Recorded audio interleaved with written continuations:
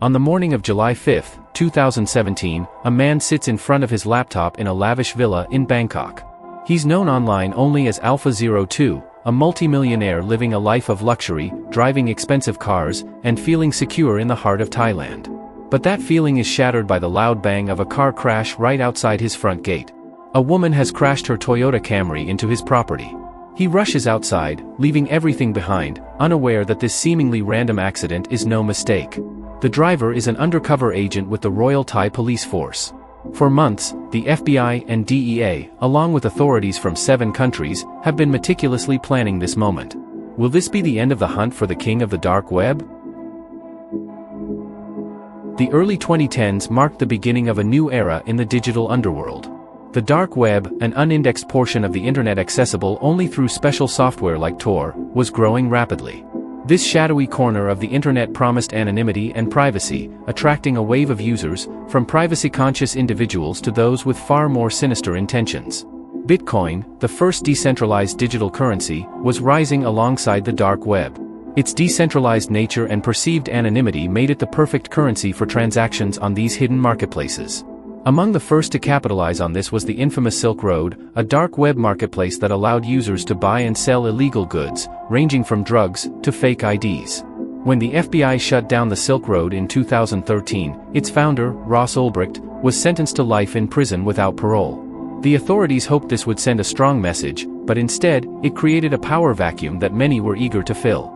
In the aftermath of the Silk Road's closure, a wave of new marketplaces emerged, each aiming for dominance in the dark web's lucrative but dangerous ecosystem. Some were taken down quickly, while others fell victim to internal scams, known as exit scams, where the operators would shut down the site and steal all the users' money.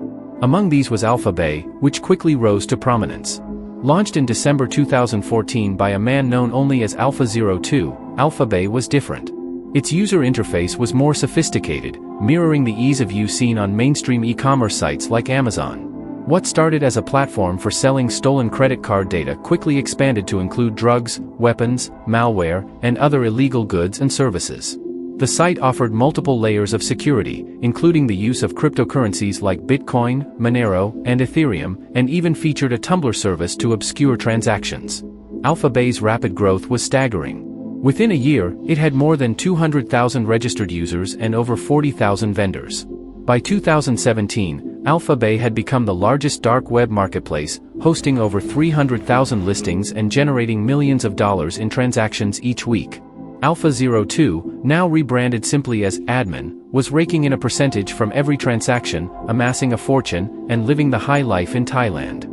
But, while AlphaBay flourished, its very success drew the attention of law enforcement agencies worldwide. The FBI, DEA, Europol, and other agencies were determined to unmask the man behind AlphaBay and bring down his empire. As AlphaBay grew, so did the determination of law enforcement to take it down. However, the task was daunting. The dark web's very structure, built on encryption and anonymity, made it nearly impossible to track down operators and users.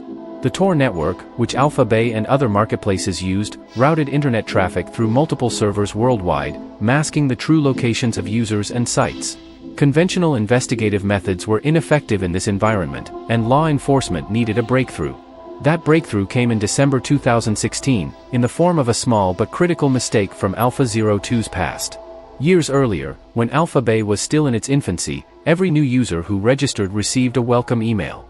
The email itself seemed innocuous, but hidden within its metadata was the email address of the sender, pimp_alex_91@hotmail.com.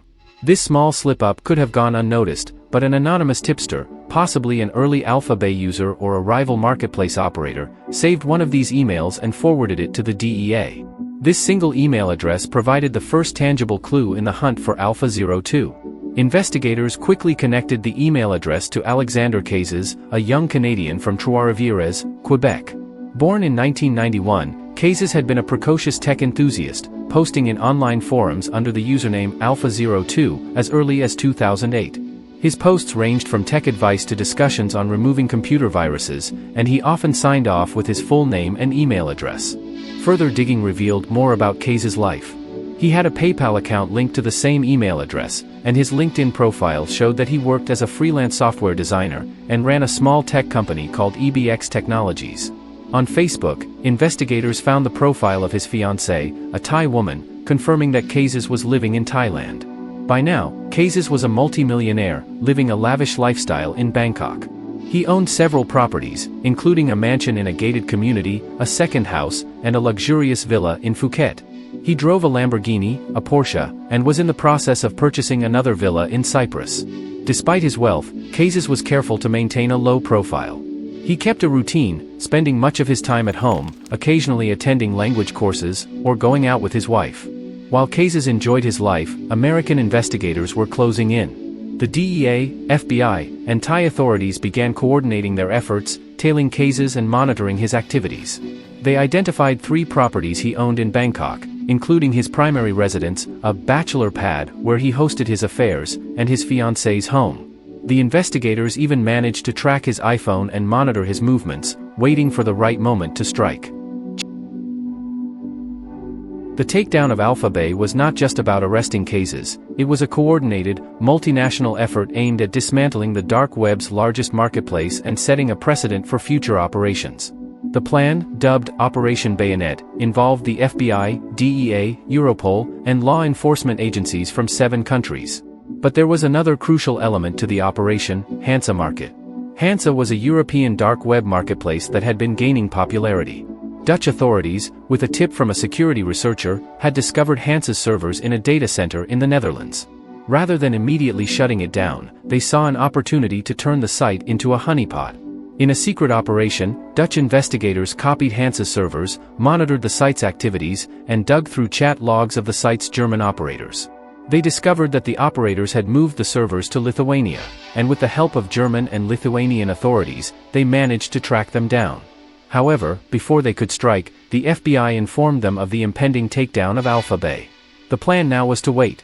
If AlphaBay went offline suddenly, thousands of users would flock to Hansa, unaware that it was under the control of Dutch authorities.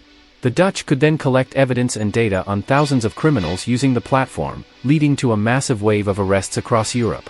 The operation was a gamble, but the potential payoff was enormous. On June 20, 2017, the first phase of Operation Bayonet succeeded. Dutch forces stormed the data center in Lithuania and took control of Hansa's servers. At the same time, German authorities arrested the 2 German operators of Hansa in the cities of Siegen and Cologne. With the site now under their control, Dutch authorities continued to operate Hansa, gathering information on its users, who were completely unaware that they were now trading on a law enforcement-controlled platform.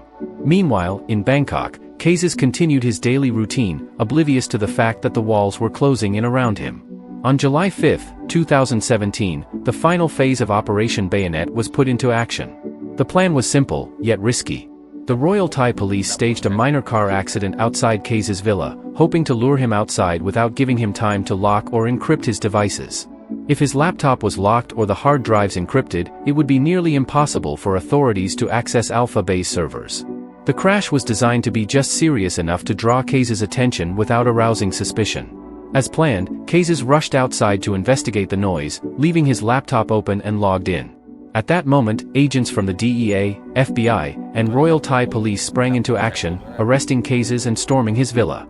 Inside, they found his laptop still logged into AlphaBay's servers, giving them the access they needed to dismantle the site from within. With Kazes in custody, the investigators wasted no time. They sifted through his laptop, uncovering a treasure of information about AlphaBay's operations, including passwords and financial records. And this is the story of how the king of the dark web got taken down.